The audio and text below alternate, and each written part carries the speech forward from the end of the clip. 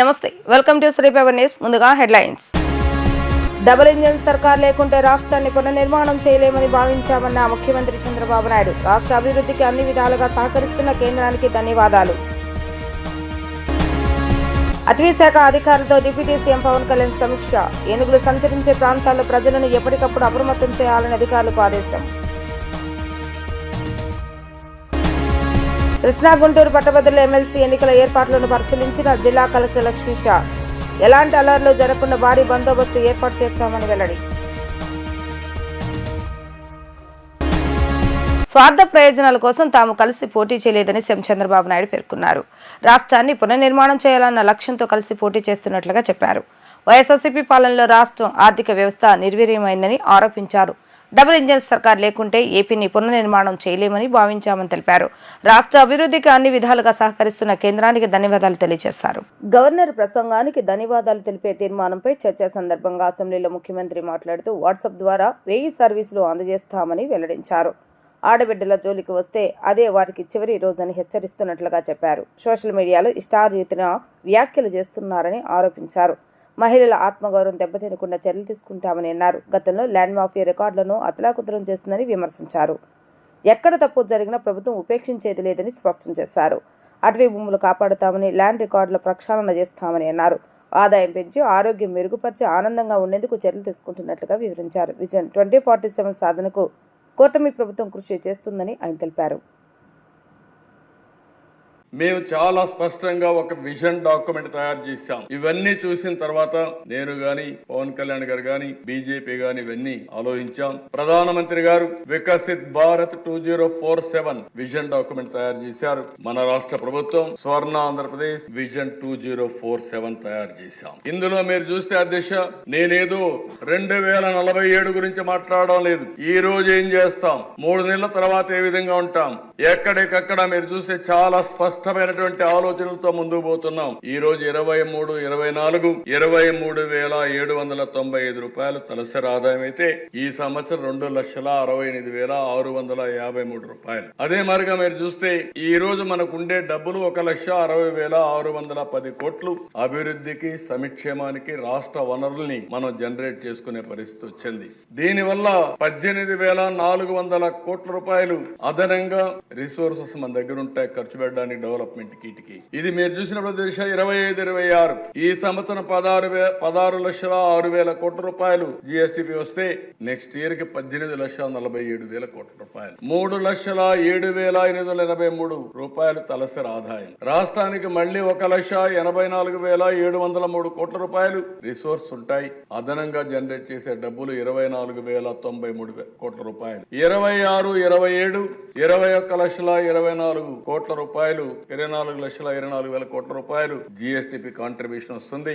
3,53,203 రూపాయలు తలసరి ఆదాయం వస్తుంది. అదే మరి రిసోర్స్ చూస్తే 2,12,000 కోట్లు వస్తుంది. 28,000 కోట్ల రూపాయలు అదనపు రిసోర్స్ ఉంటాయి. 27-28 24.4 అంటే దగ్గర 24,420 కోట్ల రూపాయలు జిఎస్టిపి వస్తుంది. దగ్గర 4,05,000 రూపాయలు తలసరి ఆదాయం వస్తుంది. 2,24,000 కోట్ల రూపాయలు అదనపు రిసోర్స్ వస్తాయి. 31,840 కోట్ల రూపాయలు అడిషనల్ అమౌంట్ అవైలబుల్ వస్తుంది. 28-29కి 28,900,000 జిఎస్టిపి వస్తుంది. పర్ క్యాపిటల్ ఇన్కమ్ చూస్తే 4,65,492 వస్తుంది. టోటల్ రిసోర్సెస్ 2,80,000 కోట్లు, 36,640 కోట్లు అదనపు రిసోర్స్ జనరేట్ చేస్తాం. అంటే అధ్యక్ష, this is our commitment. 15% growth rate రావాలి. ఇక్కడుండే మెంబర్స్ కి అందరికి చెప్తున్నాను, మేము ఒక విజన్ డాక్యుమెంట్ స్వర్ణాంధ్రప్రదేశ్ తయారు చేశాం, జిల్లా డాక్యుమెంట్ తయారు చేస్తున్నాం, అదే మరిగా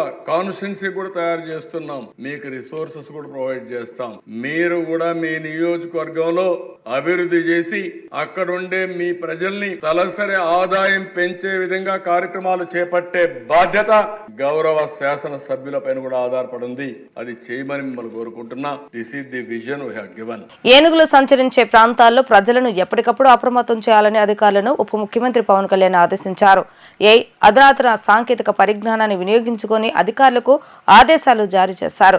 ఇతర రాష్ట్రాలు అనుసరిస్తున్న విధానాలను పరిశీలించాలని, ఏనుగుల కదలికలను ట్రాక్ చేయడానికి రేడియో కాలరింగ్, ఇతర అధునాతన ముందస్తు హెచ్చరిక వ్యవస్థలను ఏర్పాటు చేయాలని సూచించారు. గూండాలకొన్న దుర్ఘటన నేపథ్యంలో అటవీ శాఖ ఉన్నతాధికారులు, అన్నమయ్య జిల్లా కలెక్టర్, ఎస్పీ, డిఎఫ్ఓలతో రాష్ట్ర ఉప ముఖ్యమంత్రి, అటవీ పర్యావరణ శాఖ మంత్రి పవన్ కళ్యాణ్ సమీక్ష నిర్వహించారు.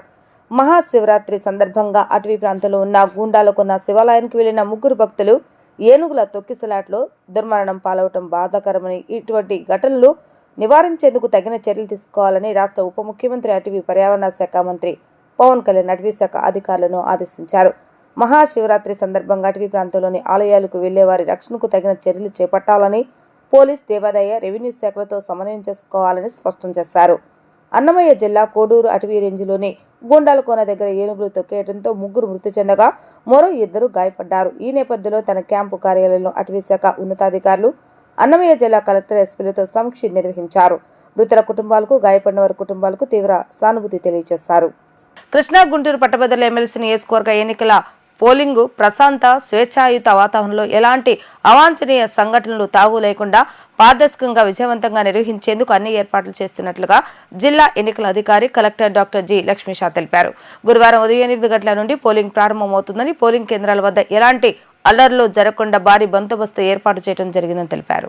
నగరంలోని సబ్ కలెక్టర్ కార్యాలయంలోని ఎన్నికల సామగ్రి పంపిణీ కేంద్రాన్ని కలెక్టర్ లక్ష్మీషా సందర్శించి ప్రక్రియను పరిశీలించారు. చెక్లిస్ట్ ప్రకారం సామాగ్రి అందుతుందో లేదో చూశారు. ఈ సందర్భంగా కలెక్టర్ మాట్లాడుతూ 112 పోలింగ్ స్టేషన్లకు సంబంధించి ప్రిసైడింగ్, ఇతర ప్రిసైడింగ్ అధికారులకు విజయవాడ, తిరువూరు, నందిగామలోని డిస్ట్రిబ్యూషన్ కేంద్రాల ద్వారా బ్యాలెట్ బాక్సులు, బ్యాలెట్ పేపర్లు, ఇతర పోలింగ్ మెటీరియల్లను పంపిణీ చేయడం జరుగుతుందన్నారు. పోలింగ్ మెటీరియల్కు సిబ్బందికి ఎలాంటి ఇబ్బంది లేదని, 18 రూట్లో సిబ్బందిని, మెటీరియల్ను తరలించేందుకు వాహనాలు, భద్రతా సిబ్బంది నియమించడం జరిగిందన్నారు. 78,063 మంది ఓటర్లు ఉన్నారని, ఓటర్ల ప్రశాంత వాతావరణంలో తమ ఓటు హక్కు వినియోగించుకునేందుకు ఏర్పాట్లు చేశామని, పోలీస్ శాఖ ఆధ్వర్యంలో 450 మంది పోలీస్ సిబ్బందితో పాటు తక్షణ స్పందన బృందాలు అందుబాటులో ఉంటాయన్నారు. రాజకీయ పార్టీల ప్రతినిధులతోనూ ప్రత్యేకంగా సమావేశాలు నిర్వహించి సందేహాలను నివృత్తి చేసినట్లుగా తెలిపారు. అన్ని పోలింగ్ స్టేషన్లో వెబ్ కాస్టింగ్తో పాటు మైక్రో అబ్జర్వర్లు ఉంటారని కలెక్టర్ లక్ష్మీషా వెల్లడించారు. పోలింగ్ స్టేషన్లోని పరిస్థితిని నిరంతరం పర్యవేక్షిస్తూ సజావుగా పోలింగ్ జరిగేలా చూడటం జరుగుతుందన్నారు. ఈవీఎం కాకుండా బ్యాలెట్ పేపర్తో ఎన్నిక జరగనున్నందున సిబ్బందికి 2 దశల పూర్తి స్థాయిలో శిక్షణ ఇవ్వడం జరిగిందన్నారు. బ్యాలెట్ బాక్సులు, బ్యాలెట్ పేపర్ల నిర్వహణపై సమగ్ర శిక్షణ ఇవ్వడం జరిగిందన్నారు. పోలింగ్ పూర్తయిన అనంతరం పటిష్ట భద్రతతో బ్యాలెట్ బాక్సులను స్ట్రాంగ్ రూమ్కు చేర్చడం జరుగుతుందని ఆయన తెలియజేశారు. భారత ఎన్నికల సంఘం మార్గదర్శకాల ప్రకారం ఎన్నికల ప్రవర్తన నియమావళి మేరకు జిల్లాలో ఎన్నికలను విజయవంతంగా పూర్తి చేయడంలో రాజకీయ పార్టీలు, అభ్యర్థులు, ఓటర్లు, అధికారులు ప్రతి ఒక్కరూ భాగస్వాములు కావాలని కలెక్టర్ లక్ష్మీషా కోరారు. గ్రాడ్యుయేట్ ఎమ్మెల్సీ ఎలక్షన్ ఆల్ సెట్కు రెడీ అవుతూ ఉంది. ఈరోజు డిస్ట్రిబ్యూషన్ యాక్టివిటీ జరుగుతూ ఉంది. డిస్ట్రిబ్యూషన్ ఈరోజు మన జిల్లాలో, ఎన్టీఆర్ జిల్లాలో విజయవాడ, నందిగామ, అలాగే తిరువూరు 3 కేంద్రాల్లో జరుగుతూ ఉంది. అక్కడ ప్రతి ఒక్క కేంద్రాల్లో కూడా ప్రిసైడింగ్ ఆఫీసర్స్, అలాగే assistant presiding officers, other polling officers అయితే ఉన్నారో వీళ్ళు వెళ్ళి మెటీరియల్ని రిసీవ్ చేసుకుని ఈరోజు చెక్కింగ్ చేసుకుంటూ ఉన్నారు. ఇదైన తర్వాత వాళ్ళ రూట్ వెహికల్ ఎక్కి వాళ్ళ పోలింగ్ స్టేషన్కి చేరుకుంటారు. మన జిల్లాలో ఎప్పటివరకు చూసుకుంటే 112 పోలింగ్ కేంద్రాలు నిర్ణయించడం జరిగింది. 112 పోలింగ్ కేంద్రాలకు కావాల్సిన అన్ని మెటీరియల్స్ని వెళ్ళిన అడ్వాన్స్ రెడీ చేసి ఆల్రెడీ ఇప్పుడు ఈరోజు డిస్ట్రిబ్యూషన్ జరుగుతూ ఉంది. ఈ పోలింగ్ కేంద్రాలకు గాను ఒక 18 రూట్స్ ఉన్నాయి. ఆ రూట్లో వీళ్ళు వెళ్ళే బస్సుతో required number of police forces, సెక్యూరిటీతో కోఆర్డినేట్ చేసుకొని, సిపి గారితో కోఆర్డినేట్ చేసుకొని required number of police force దాదాపుగా 450 మంది ఆ పోలీస్ సిబ్బందితో పాటు స్ట్రైకింగ్ టీమ్స్, అట్లాగే ర్యాపిడ్ టీమ్స్, అట్లాగే ఎస్కోర్ట్ టీమ్స్, సెక్యూరిటీ టీమ్స్ ఇవన్నీ వేసుకొని జిల్లాలో ఎక్కడ అవాంఛనీయ ఘటనలు జరగకుండా ప్రశాంతంగా, పీస్ఫుల్గా free and fair election conduct చేయడానికి అన్ని ఏర్పాట్లు చేయడం జరిగింది. దాదాపుగా 78,000 మంది ఓటర్స్ రేపు వాళ్ళ ఓటు హక్కుని వినియోగించబోతున్నారు.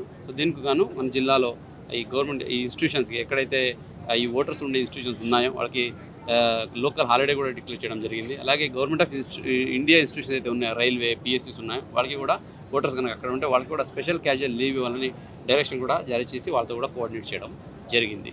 ఇంకా ప్రతి పోలింగ్ కేంద్రాల్లో ఎక్కడ ఇబ్బంది కలగకుండా, ఇబ్బంది జరగకుండా చూసుకోవడం కోసం ప్రతి పోలింగ్ కేంద్రంలో లైవ్ వెబ్కాస్టింగ్ కూడా సెంట్రలైజ్డ్గా పెట్టించడం జరిగింది. సో ప్రతి కేంద్రాలు 112 కేంద్రాల్లో కూడా వెబ్కాస్టింగ్ పెట్టి అది ఎలక్షన్ కమిషన్, అట్లాగే ఆర్ఓ గారు అక్కడ గుంటూరులో, అలాగే ఇక్కడ డిఓ ఆఫీస్లో కూడా ఎక్కడికక్కడ లైవ్గా మానిటర్ కూడా చేయడం జరుగుతుంది. పోలింగ్ సజావుగా జరుగుతూ ఉందా, ఏదైనా ఇబ్బందులు ఉందా అనేది. కాబట్టి సో ప్రతి ఒక్కరు ఈ ఎలక్షన్లో జాగ్రత్త పాల్గొని మెయిన్లీ పోలింగ్ సిబ్బంది మీకు ఇచ్చిన ట్రైనింగ్స్ కూడా, ఎందుకంటే 2 రౌండ్స్ ట్రైనింగ్ ఇవ్వడం జరిగింది ప్రతి ఒక్కరికి. దీంతోపాటు మైక్రో అబ్జర్వేషన్ కూడా పెట్టడం జరుగుతుంది ప్రతి కేంద్రాల్లో. Government of India, central government PSUs నుంచి తీసుకున్న ఈ మైక్రో అబ్జర్వేషన్ కూడా అక్కడ పెట్టి అన్ని సజావుగా జరుగుతూ ఉందని చూసుకోవడం జరుగుతుంది. ఇక్కడ మెయిన్లీ బ్యాలెట్ బాక్స్ కాబట్టి, ఇది బ్యాలెట్తో జరుగుతుంది కాబట్టి ఈ మెటీరియల్ జనరల్ ఎలక్షన్ కొంచెం విభిన్నంగా ఉంటుంది. అందుకే వాళ్ళకి ప్రత్యేకంగా ట్రైనింగ్ ఇచ్చి, ఈవెన్ వాళ్ళకి ట్రైనింగ్ మెటీరియల్ ఇచ్చి step by step hand on experience కూడా ఇవ్వడం జరిగింది. ఇప్పుడే క్రాస్ చెక్ చేస్తే అందరూ చాలా చక్కగా చేయగలుగుతున్నారు. అది ఎందుకంటే అది బాక్స్ ఫస్ట్ అయితే EVM ఉండేవి దాంట్లో జనరల్ ఎలక్షన్కి, ఇక్కడ బాక్స్ కాబట్టి అవన్నీ ట్రైనింగ్ కరెక్ట్గా జరిగి అది కూడా చెక్ చేసుకోండి చెప్తున్నాం. ఎక్కడైనా ఇబ్బందులు ఉంటే ఆ బాక్స్ కావాలంటే ఇక్కడే రీప్లేస్ చేసుకోండి చెప్తున్నాము. సో ఈ అన్ని రకాలుగా తయారయ్యి మనము రేపు మార్నింగ్ 8 నుంచి ఈవినింగ్ 4 గంటల వరకు జరిగే ఈ ఎలక్షన్లో ఎక్కడ ఏమి ఇబ్బంది జరగకుండా సెక్టరల్ ఆఫీసర్స్, రూట్ ఆఫీసర్స్, అలాగే సెక్యూరిటీ సిబ్బంది అందరూ అక్కడ వెరిఫై చేసుకొని ఎప్పటికప్పుడు రిపోర్ట్ పెట్టుకొని ఇది పంపిస్తూ ఉంటారు. దాన్ని ఈవినింగ్ పోలింగ్ అయిన తర్వాత సో అన్ని బాక్సెస్ ప్రాపర్గా సీల్ చేసి అది మనకు కౌంటింగ్ సెంటర్కి కూడా త్రూ ప్రాపర్ ఎస్కోర్ట్ విత్ పోలీస్ సిబ్బందితో, పోలీస్ బందోబస్తు అది ఇక్కడ చేరుకుంటుంది. ఈ ప్రకారంగా మన జిల్లాలో ఎక్కడ ఏమి ఇబ్బంది జరగకుండా ఈ పట్టభద్రుల ఎమ్మెల్సీ ఎలక్షన్ని జాగ్రత్తగా చేయడానికి అన్ని ఏర్పాట్లు చేశాము. దీనికి ప్రతి ఒక్కరు ఆఫీసర్స్ అయితేనేంటి, అట్లాగే మనకు అన్ని డిపార్ట్మెంట్స్, పోలీస్ డిపార్ట్మెంట్ అయితేనేంటి, అలాగే ఇతర అనుబంధ డిపార్ట్మెంట్స్ అయితేనేంటి, అలాగే మీడియా మిత్రులు కూడా చాలా చక్కగా దీనికి ముందుకు వచ్చి కోఆపరేట్ చేస్తున్నారు. అలాగే ముఖ్యంగా పొలిటికల్ పార్టీ కోఆర్డినేషన్ మీటింగ్ కూడా 2-3 పెట్టడం జరిగింది. దాంట్లో కూడా వాళ్ళకి కూడా చెప్పడం జరిగింది, వాళ్ళకున్న డౌట్స్ ఏమైనా ఉంటే క్లియర్ చేసుకోండి అని. అది కూడా వాళ్ళు క్లియర్ చేసుకున్నారు. వాళ్ళకి కూడా రిక్వెస్ట్ ఏంటంటే, మోడల్ కోడ్ అమల్లో ఉంది, ఎలక్షన్ రేపే జరగబోతోంది కాబట్టి ఇప్పుడు ఆల్రెడీ క్యాంపెయిన్ కూడా ఎండ్ అయిపోయింది, క్యాంపెయిన్ కూడా ఇక్కడ జరగడానికి లేదు. సో రేపు జాగ్రత్తగా ఈ జాగ్రత్తలు పాటించుకొని ఈ ఎలక్షన్ కమిషన్ నియమాలను అనుగుణంగా ఎలక్షన్ కండక్ట్ చేయడానికి మీరు కూడా అందరూ సహకరించాలని కోరుతున్నాను. ఎక్కడైనా ఏదైనా ఇబ్బంది ఉంటే ఇప్పుడు కూడా కమాండ్ కంట్రోల్ రూమ్ ఉంది, అక్కడికి ఫోన్ చేయొచ్చు కలెక్టరేట్కి. అలాగే అక్కడ మీకు ఏమైనా AEROగా DRO ఉంటారు, అలాగే ఫీల్డ్లో కూడా ఎలక్షన్ సిబ్బంది తిరుగుతుంటారు కాబట్టి అక్కడ కూడా మీరు చెప్పొచ్చు. అలాగే అబ్జర్వర్ను కూడా మనకు కాన్స్టిట్యూన్స్ చేయడం జరిగింది. అబ్జర్వర్ మేడం కూడా 2 సార్లు వీసీ పెట్టారు. వీసీ పెట్టి అన్ని తయారీ ఎలా జరుగుతూ ఉంది, ఏదైనా సమస్యలు ఉన్నాయని కూడా ఎప్పటికప్పుడు ఫీడ్బ్యాక్ తీసుకొని సో అందరికీ దిశానిర్దేశాలు ఇచ్చున్నారు. వాళ్ళ దిశానిర్దేశాల ప్రకారంగానే ఈరోజు అన్ని రకాలుగా ఏర్పాట్లు చేసి మనము ఈ గ్రాడ్యుయేట్ ఎమ్మెల్సీ ఎలక్షన్ చేయడానికి సిద్ధంగా ఉన్నామని కాన్ఫిడెంట్గా చెప్పగలుగుతున్నాం. Thank you. ప్రభుత్వ శాఖల డేటా అనుసంధానంతో అద్భుత ఫలితాలు సాధించవచ్చని RTGS కార్యదర్శి కాటమనేని భాస్కర్ అన్నారు. ఈ మేరకు అన్ని శాఖలు తమ వద్ద ఉన్న సమాచారాన్ని RTGS కు అనుసంధానం చేయాలని ఆదేశించారు. కమ్యూనిటీ డేటాను కూడా RTGS కు పంపాలని స్పష్టం చేశారు. అలసత్వం, జాప్యం లేకుండా ప్రజలకు సేవలందించేలా డేటాను పంపాలని ఆయన కోరారు. ప్రభుత్వంలోని అన్ని శాఖలు, విభాగాలు తమ వద్ద ఉన్న డేటాకు సంబంధించి సమగ్ర సమాచారాన్ని RTGS కు అందజేయాలని రియల్ టైం గవర్నెన్స్ శాఖ కార్యదర్శి భాస్కర్ కాటమనేని అధికారులను ఆదేశించారు. డేటా అనుసంధానంతో డేటా లేక్ రూపకల్పనతో అద్భుత ఫలితాలు సాధించవచ్చని ఆయన అన్నారు. కొన్ని శాఖల నుంచి అసమగ్ర డేటా సమాచారం ఇస్తున్నారని, అది సరికాదని సూచించారు. RTGS ఏర్పాటు చేస్తున్న డేటా లేక్ డేటా అనుసంధాన ప్రక్రియలో భాగంగా ఆయన మంగళవారం సచివాలయంలో వివిధ శాఖల విభాగాల అధికారులతో సమీక్ష సమావేశాన్ని నిర్వహించారు. ఈ సందర్భంగా ఆయన మాట్లాడుతూ ప్రతి ప్రభుత్వ శాఖలో విభాగాల్లో ఒక చీఫ్ డేటా టెక్నికల్ ఆఫీసర్ నియమించుకోవాలని గతంలోనే అన్ని శాఖలను ఆదేశించామని అన్నారు. అయితే ఇప్పటికే కేవలం 202 విభాగాల్లోనే ఈ అధికారులను నియమించుకున్నారని, ఇంకా 136 విభాగాల్లో CDTO నియామకం జరగలేదన్నారు. వెంటనే ఈ నియామకం జరగాలని అన్నారు. తద్వారా డేటా అనుసంధాన ప్రక్రియకు సంబంధించి ఆ శాఖతో RTGS సమన్వయం ఏర్పరచుకోవడంలో ఇబ్బందులు ఉండవని అన్నారు. కొన్ని శాఖల నుంచి కొంత అసమగ్ర సమాచారం, అసమగ్ర డేటా పంపుతున్నారని, అలా కాకుండా వారి వద్ద ఉన్న డేటాను సమగ్రంగా అందజేయాలని అన్నారు. ప్రభుత్వ ఆస్తులకు సంబంధించి కమ్యూనిటీ డేటాను కూడా పూర్తి స్థాయిలో అందజేయాలని సూచించారు. ప్రభుత్వం ఒక సదాశయంతో డేటా అనుసంధాన ప్రక్రియ నిర్వహిస్తుందని అన్నారు. తద్వారా ప్రభుత్వ శాఖల పనితీరు ఎంతో మెరుగుపడుతుందని, ప్రజలకు ఎలాంటి జాప్యం లేకుండా సత్వర సేవలు అందించేలా శాఖల పనితీరు మెరుగుపరచాలన్నదే ముఖ్యమంత్రి నారా చంద్రబాబు నాయుడు ఆశయమని అన్నారు. వివిధ శాఖల మధ్య ఉన్న డేటా అనుసంధానం వలన పాలన మెరుగుపరచుకోవడానికి, ప్రభుత్వ సేవలు సులభంగా అందజేయడానికి యూఎస్ కేసెస్ రూపొందించవచ్చని అన్నారు. శాఖల మధ్య సమన్వయం లేమితో కొన్నిసార్లు పనులు జాప్యం అవుతున్నాయని అన్నారు. కొన్నిసార్లు ఒక పని కావాలంటే ప్రభుత్వంలో 2-3 నెలల సమయం కూడా పడుతుందని, అయితే డేటా అనుసంధానం వల్ల రూపొందించే యూఎస్ కేసెస్తో ఆ పని ఎలాంటి జాప్యం లేకుండా కేవలం ఒక క్లిక్తో పూర్తి చేయగలమని, టెక్నాలజీలో ఆ సౌలభ్యం ఉందని, దాని ప్రభుత్వ శాఖలని సద్వినియోగం చేసుకోవాలని అన్నారు. శివనామ స్మరణతో విజయవాడ కృష్ణా తీరం మారుమోగింది. మహాశివరాత్రి పర్వదినాన్ని పురస్కరించుకొని పుణ్యస్నానం ఆచరించేందుకు భక్తులు పెద్ద ఎత్తున కృష్ణానది తీరానికి తరలివచ్చారు. తెల్లవారుజాము నుంచే భక్తులతో స్నానఘాట్లు కిక్కిరిశాయి. నది స్నానం, జలు స్నానాలు ఆచరించిన భక్తులు అనంతరం సమీపంలోని శివాలయాలను సందర్శించి స్వామివారిని దర్శించుకున్నారు. అభిషేక ప్రియుడైన శివయ్యకు ప్రత్యేక పూజలు నిర్వహించారు. భక్తుల రద్దీని దృష్టిలో ఉంచుకుని అధికారులు ప్రత్యేక ఏర్పాట్లు చేశారు. మహాశివరాత్రి పర్వదినాన్ని విజయవాడలో భక్తి శ్రద్ధలతో నిర్వహిస్తున్నారు. శివరాత్రి పండుగ సందర్భంగా విజయవాడ కృష్ణా తీరంలో సందడి నెలకొంది. శివ దర్శనానికి వచ్చిన భక్తులు ముందుగా కృష్ణా నదిలో పుణ్యస్నానాలు ఆచరించారు. భక్తుల రద్దీని దృష్టిలో ఉంచుకున్న అధికారులు ప్రత్యేక జలు స్థానాలకు ఏర్పాట్లు చేశారు. వేకోజాము నుంచే భక్తులు పుణ్యస్నానం ఆచరించేందుకు కుటుంబ సభ్యులతో కలిసి పెద్ద ఎత్తున తరలివచ్చారు. నగరవాసులే కాకుండా సుదూర ప్రాంతాల నుండి భక్తులు భారీ సంఖ్యలో ఘాట్లకు వచ్చారు. దీంతో దుర్గాఘాట్, భవానీ పూర్ణిమి ఘాట్లు భక్తుల రద్దీతో కిటకిటలాడాయి. కుటుంబ సమేతంగా తరలివచ్చిన భక్తులు నదీ తీరాన కృష్ణమ్మకు పూజలు చేసి దీపారాధన చేశారు. పర్వదినాన్ని పురస్కరించుకుని భక్తులు తమ పితృదేవతలకు పిండ ప్రదానాలు సమర్పించారు. జంగమయ్యల శంఖారావాలు, డమరుక నాదాలతో స్నానఘాట్లు మారుమోగాయి. శివరాత్రి నాడు పుణ్యస్నానం ఆచరించి ఉపవాసం ఉండి పరమేశ్వరుని దర్శించుకుంటే మోక్షం లభిస్తుందని భక్తులు అభిప్రాయాన్ని వ్యక్తం చేశారు. కూటమి ప్రభుత్వం హామీలు అమలు చేయడం లేదంటూ వైసీపీ సోషల్ మీడియా అసత్య ప్రచారాలు చేస్తుందని బీజేపీ ఎమ్మెల్యే పాదసారథి మండిపడ్డారు. అధికారంలోకి వచ్చిన వెంటనే పెన్షన్ పెంపు, ఉచిత గ్యాస్ సిలిండర్ వంటి హామీలను అమలు చేశామని, మిగిలిన హామీలను దశల వారీగా అమలు చేస్తామని వెల్లడించారు. ప్రతిపక్ష హోదా కోసం నిన్న జగన్, ఆయన ఎమ్మెల్యేలు డ్రామాలను రక్తి కట్టించారని ఎద్దేవా చేశారు. అవి నిజంగా ముఖ్యంగా ఈ మధ్య కాలంలో ఆయన పర్యటన సందర్భంలో ఒక చిన్న పాప దగ్గర అమ్మఒడి రాలేదు అని ఏడిపించే విధంగా ఒక డ్రామాను సృష్టించారు అక్కడ. దీన్ని భారతీయ జనతా పార్టీ తీవ్రంగా ఖండిస్తాం. జగన్మోహన్ రెడ్డి గారు అమ్మఒడి, అప్పట్లో ఉన్నటువంటి అమ్మఒడి పథకాన్ని ఇప్పుడు ఇచ్చాడు ఆయన. 2019లో అధికారంలోకి వస్తే 2020లో ఎప్పుడో ఆయన అమ్మఒడి పథకాన్ని అనౌన్స్ చేశాడు. ఆయన ఎన్నికల్లో చెప్పింది ఏమిటి? ఇంట్లో ఎంతమంది ఆడబిడ్డలు, ఎంతమంది పిల్లలు ఉంటే అందరికీ అమ్మఒడి ఇస్తానని చెప్పాడా లేదా? మళ్ళీ అధికారంలోకి వచ్చి 1 సంవత్సరం తర్వాత అమ్మఒడి పథకాన్ని పెట్టిన తర్వాత ఇంట్లో ఒక్కరికే ఇస్తానని అప్పుడు చెప్పారని అబద్ధం చెప్పాడా? ప్రజల్ని మోసం చేసినాడా లేదా అని సుటిగా ప్రశ్నిస్తా. ఇప్పుడు మా ప్రభుత్వం వచ్చి 8 నెలల సమయం పూర్తయింది. మళ్ళీ పాఠశాల ఓపెన్ చేయగానే, ఇప్పుడు ఎగ్జామ్స్ అయిపోయిన తర్వాత పాఠశాలలో మూతపడతాయి.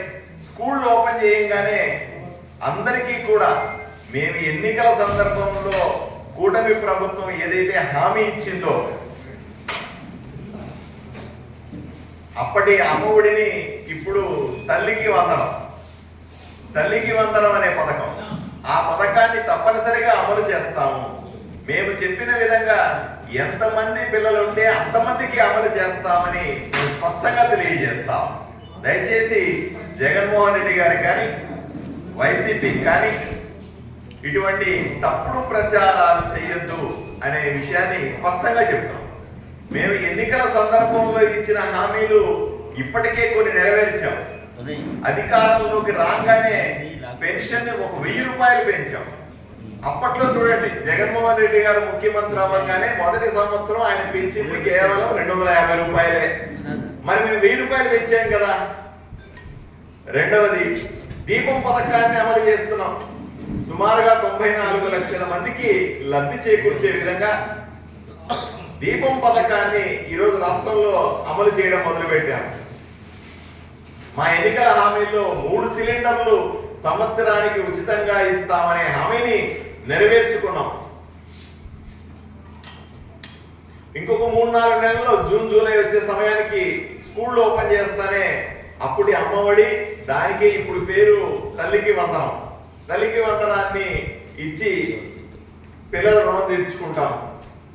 అలాగే అన్నదాతలకు అన్నదాత సుఖీభవ అని రైతులకు మేము ఏదైతే హామీ ఇచ్చామో 20,000 రూపాయల పెట్టుబడి సాయం ఇస్తామన్నామో దాన్ని కూడా జూన్ జూలైలో మొదలు పెడతామని చెప్పాం. దాన్ని కూడా మొదలు పెడతా ఉన్నాం. అన్నిటికంటే ముఖ్యమైనది, నిరుద్యోగులకు శుభవార్తనిస్తూ మేము చేసినటువంటి మెగా డిఎస్సి సుమారుగా 16,374 టీచర్ పోస్టుల్ని భర్తీ చేయాలనేటువంటి లక్ష్యాన్ని మేము త్వరలోనే చేరుకుంటాం. ఈ రకంగా కూటమి ప్రభుత్వం 8 నెలల్లో చెప్పింది చేసింది. రాబోయే 5 ఏళ్లలో కూడా ఏదైతే మేము హామీలు ఇచ్చామో వాటిని తూచా తప్పడు, వీలైతే ఎక్కువే చేస్తాం కానీ తక్కువ చెయ్యము అనే విషయాన్ని ప్రజలకు తెలియజేస్తా ఉన్నాం. కూటమి ప్రభుత్వం చేస్తున్న మంచి పనులను వీలైతే ప్రశంసించాలి తప్ప జగన్మోహన్ రెడ్డి గారు తన సొంత మీడియా ద్వారా కానీ లేదా సోషల్ మీడియాలో కానీ వీళ్ళు చేయలేరు, వీళ్ళు విఫలమైనారనేటువంటి దుష్ప్రచారాన్ని ఆపాల్సిందిగా కోరుతాను.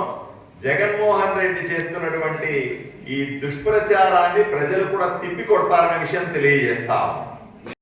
మాజీ ముఖ్యమంత్రి దామోదరం సంజయ్ పేరిట స్మృతి భవన్ ను ఏర్పాటు చేయాలని రాష్ట్ర ముఖ్యమంత్రి నారా చంద్రబాబు నాయుడు డిప్యూటీ సీఎం పవన్ కళ్యాణ్ ను కోరినట్లుగా ఏఐసీసీ జాతీయ కార్యదర్శి మాజీ రాజ్యసభ సభ్యుడు వి హనుమంతరావు తెలిపారు. దామోదరం సంజయ్ జన్మించిన కర్నూలు జిల్లా కల్లూరు మండలం పెదపాడు గ్రామంలో స్మృతి భవన్ నిర్మించాలని కోరినట్లుగా వివరించారు. నీతి నిజాయితీ కలిగిన నాయకుడు దామోదరం సంజయ్ అని, అటువంటి మహానీయుడి పేరుతో స్మృతి భవన్ ఏర్పాటు చేసేందుకు రాష్ట్ర ప్రభుత్వం సానుకూలంగా స్పందిస్తుందని ఆశాభావాన్ని హనుమంతరావు వ్యక్తం చేశారు.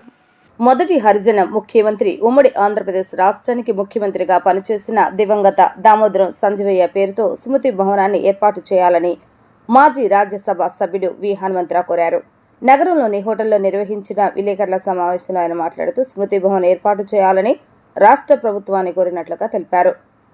లిఖితపూర్వకంగా ముఖ్యమంత్రి చంద్రబాబు నాయుడు పవన్ కళ్యాణ్ కలిసి వినతి పత్రాలు అందజేసినట్లుగా వివరించారు. రాష్ట్రంలో కాంగ్రెస్ పార్టీ పూర్వ వైభవాన్ని సంతరించుకోవాలని ఆశిస్తున్నారని, ఆ మేరకు వైఎస్ షర్మిల కృషి చేస్తున్నారని చెప్పారు. ప్రధాని నరేంద్ర మోడీ దేశవ్యాప్తంగా జనగణనతో పాటు కులగణన చేయాలని హనుమంతరావు డిమాండ్ చేస్తారు. కులగణన చేస్తే ఏ కులం జనాభా బలం ఎంతో తెలుస్తుందని, రానున్న ఎన్నికల్లో కుల జనాభా ఆధారంగా సీట్ల కేటాయింపు జరిగితే బాగుంటుందని అన్నారు.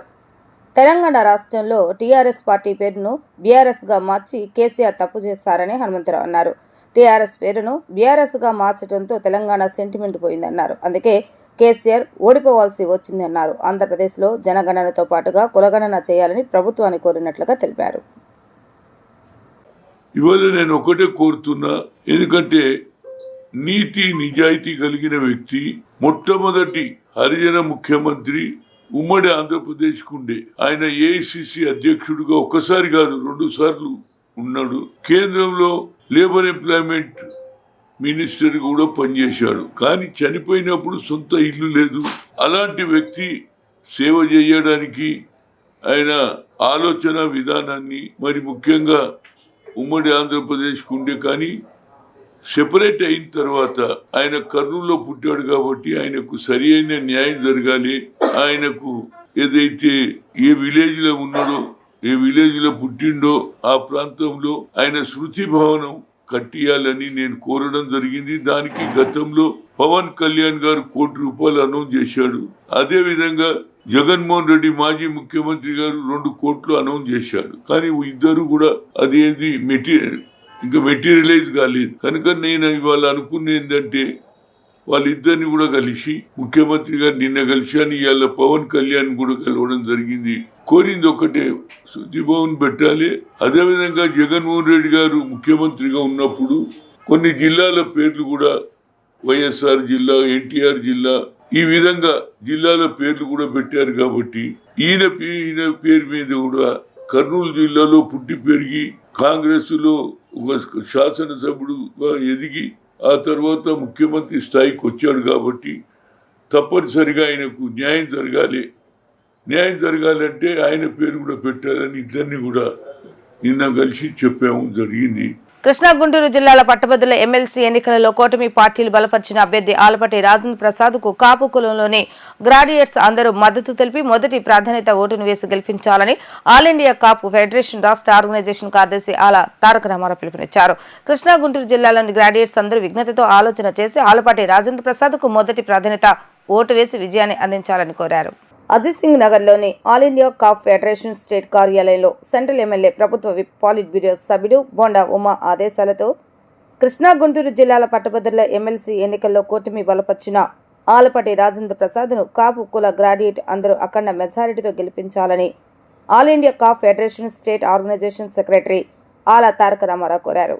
నాయకుడు సెంట్రల్ ఎమ్మెల్యే ప్రభుత్వ విప్ పాలిట్ బ్యూరో సభ్యుడు బోండా ఉమాకు వచ్చినటువంటి మెజారిటీ ఆలపాటి రాజేంద్ర ప్రసాద్కు రావాలని, గతంలో మంత్రి పదవి చేసిన అనుభవం, ప్రభుత్వ పథకాల మీద పట్టుగలిగిన లీడర్ అని all India Kapu federation state organisation secretary Ala Taraka Ramarao అన్నారు.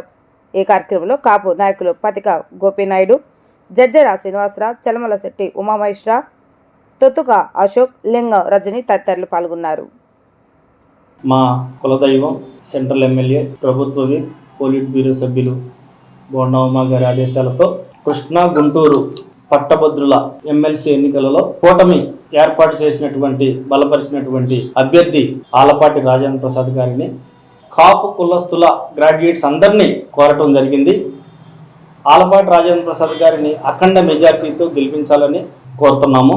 అలాగే గతంలో ఆలపాటి రాజేంద్ర ప్రసాద్ గారు మంత్రిగా చేసినటువంటి అనుభవం, ప్రభుత్వ పథకాల మీద ప్రభుత్వం మీద పట్టు ఉన్న నాయకుడు, కూటమి అభ్యర్థిగా ఆలపాటి రాజేంద్ర ప్రసాద్ గారిని గెలిపించుకోవడం ఎంతో ముఖ్యం. ఎందుకంటే గతంలో ఆయన చేసిన సేవలు చాలా ఉన్నాయి. అలాగే ఈసారి కూడా మా అభ్యర్థి రాజేంద్ర ప్రసాద్ గారిని ఈ ఎమ్మెల్సీ ఎన్నికలలో గతంలో మా నాయకుడు, మా ఎమ్మెల్యే ఉమా గారికి ఏదైతే మెజార్టీ తీసుకొచ్చామో అదే విధంగా ఆయనకి కూడా ఈ ఎమ్మెల్సీ ఎన్నికల్లో భారీ మెజారిటీ తీసుకొచ్చే దిశగా కాపు కులస్తుల గ్రాడ్యుయేట్ సోదరులందరినీ మనస్ఫూర్తిగా కోరుకుంటున్నాం. ఆలపాటి రాజేంద్ర ప్రసాద్ గారికి 1వ నెంబర్ గుర్తు మీద ఓటు వేసి ఆయన్ని అఖండ మెజార్టీతో గెలిపించాలని ఆల్ ఇండియా కాప్ ఫెడరేషన్ తరఫున కోరటం జరుగుతుంది. నా పేరు Ala Taraka Ramarao, all India Kapu federation state organizing secretary. రాష్ట్రంలో నెలకొన్న పలు సమస్యలపై ఆంధ్రప్రదేశ్ డిప్యూటీ సీఎం కొణిదెల పవన్ కళ్యాణ్ కు జైభీం ఆర్గనైజేషన్ తరపున వినతి పత్రం అందజేసినట్లుగా జైభీం ఆర్గనైజేషన్ వ్యవస్థాపకులు గుండాల కిరణ్ కుమార్ తెలిపారు. ఫ్రీ ఫైర్, పబ్జీ మరియు బెట్టింగ్ యాప్లను బ్యాన్ చేయాలని, రాష్ట్రంలో రైతు తన పంటకు గిట్టుబాటు ధర లేని సమయంలో ధాన్యంను భద్రపరుచుకున్నట్టుకు ప్రతి పంచాయతీలో కోల్డ్ స్టోరేజ్ను ఏర్పాటు చేయాలని ఆయన కోరారు. గాంధీనగర్ ప్రెస్ క్లబ్ నందు నిర్వహించిన మీడియా సమావేశంలో జైభీం ఆర్గనైజేషన్ వ్యవస్థాపకులు గుండాల కిరణ్ మాట్లాడుతూ రాష్ట్రంలో కులాంతర వివాహాలు చేసుకున్న వారికి ప్రభుత్వం నుంచి వచ్చే ప్రోత్సాహకాలు అందటం లేదని, వాటిని పునరుద్ధరించి వారికి ప్రభుత్వం అండగా ఉండాలని అన్నారు. రాష్ట్రంలో స్థానిక సంస్థల ఎన్నికలలో గ్రామ సర్పంచ్ పదవికి పోటీ చేయడానికి డిగ్రీ అర్హత ఉండే విధంగా చట్టం తీసుకురావాలని, రాష్ట్రంలో సంచలనం సృష్టించిన 10వ తరగతి విద్యార్థిని సుగాలి ప్రీతి అత్యాచారం కేసును త్వరితగతిన దోషులకు శిక్ష పడే విధంగా చర్యలు తీసుకొని వారి తల్లిదండ్రులకు న్యాయం చేయాలని కోరారు. మరికొన్ని సమస్యలను ప్రస్తావిస్తూ రాష్ట్రంలోని అనేక సమస్యలపై డిప్యూటీ సీఎం పవన్ దృష్టి సారించాలని కోరారు. మొదటి అంశం ఫ్రీ ఫైర్ మరియు బెట్టింగ్ యాప్లను బ్యాన్ చేయాలి. దీనివల్ల యువత మొబైల్ కి అడిక్ట్ అయ్యి, అదేవిధంగా చిన్నపిల్లలు సైతం వీటి వల్ల సమయాన్ని వృధా చేస్తూ బెట్టింగ్ యాప్ల ద్వారా కూడా ప్రాణాపాయ పరిస్థితిలో చాలామంది కొట్టుమిట్టాడడం జరుగుతుంది. అదేవిధంగా రెండవ అంశం, రాష్ట్రంలో రైతు తన పంటకు గిట్టుబాటు ధర లేని సమయంలో ధాన్యమును నిల్వ చేసుకుంటకు ప్రతి పంచాయతీలో కోల్డ్ స్టోరేజ్ను నిర్మించాలని కుటుంబ ప్రభుత్వానికి విజ్ఞప్తి చేస్తున్నాం. తర్వాత మూడవ అంశం, రాష్ట్రంలో కులాంతర వివాహాలు చేసుకున్న వారికి ప్రభుత్వం నుండి వచ్చే ప్రోత్సాహకాలు అందటం లేదు, వాటిని పునరుద్ధరించి వారికి ప్రభుత్వం అండగా ఉండాలి. నాలుగవ అంశం, రాష్ట్రంలో ICDS ప్రాజెక్టు పరిధిలో అంగన్వాడీ కార్యకర్తలను ఎన్నుకునే క్రమంలో ప్రస్తుతం అమలు చేస్తున్న మెరిట్ విధానాన్ని రద్దుపరిచి అంగన్వాడీ కార్యకర్త పోస్టులకు ఎగ్జామ్ నిర్వహించవలసిందిగా విజ్ఞప్తి చేస్తూ ఉన్నాం. రాష్ట్రంలో నిరుద్యోగులను దృష్టిలో పెట్టుకొని గౌరవనీయులు విద్యాశాఖ మంత్రి లోకేష్ గారు త్వరలోనే జాబ్ క్యాలెండర్ను ప్రకటించాలని మనస్ఫూర్తిగా కోరుకుంటున్నాం. ఆంధ్రప్రదేశ్ ముఖ్యమంత్రి వర్యులు శ్రీ నారా చంద్రబాబు నాయుడు గారు మరియు ఆంధ్రప్రదేశ్ డిప్యూటీ సీఎం శ్రీ కొణిదెల పవన్ కళ్యాణ్ గారు ఈ అంశాలను పరిగణలోకి తీసుకొని ప్రజల శ్రేయస్సును దృష్టిలో పెట్టుకొని అమలు పరుస్తారని కోరుకుంటూ ఇంతటితో ముగిస్తున్నాం. జై భీమ్. వార్తలు ముగించే ముందు హెడ్లైన్స్ మరొకసారి. డబుల్ ఇంజన్ సర్కార్ లేకుంటే రాష్ట్రాన్ని పునర్నిర్మాణం చేయలేమని భావించామన్న ముఖ్యమంత్రి చంద్రబాబు నాయుడు. రాష్ట్ర అభివృద్ధికి అన్ని విధాలుగా సహకరిస్తున్న కేంద్రానికి ధన్యవాదాలు.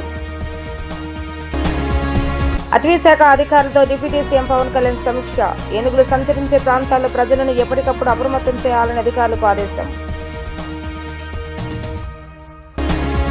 కృష్ణా గుంటూరు పట్టభద్రుల ఎమ్మెల్సీ ఎన్నికల ఏర్పాట్లను పరిశీలించిన జిల్లా కలెక్టర్ లక్ష్మీషా. ఎలాంటి అలర్లు జరగకుండా భారీ బందోబస్తు ఏర్పాటు చేస్తామని వెల్లడి. ఇవి ఈ రోజు వార్తా విశేషాలు. మరలా తిరిగి ప్రసారం వార్తలు మళ్ళీ కలుద్దాం. అంతవరకు సెలవు. నమస్కారం.